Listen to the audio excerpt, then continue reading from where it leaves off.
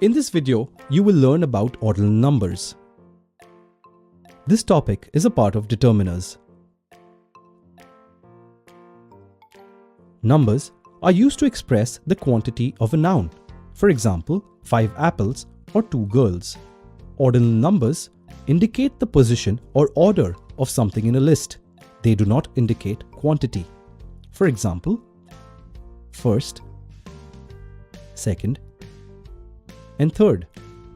Unlike numbers, ordinal numbers cannot be used before a noun. For example, Jay came third in the race. It means that amongst all the children running the race, Jay was the third child to finish it. Let us take another example.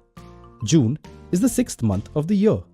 It means that June is the 6th month among the 12 months.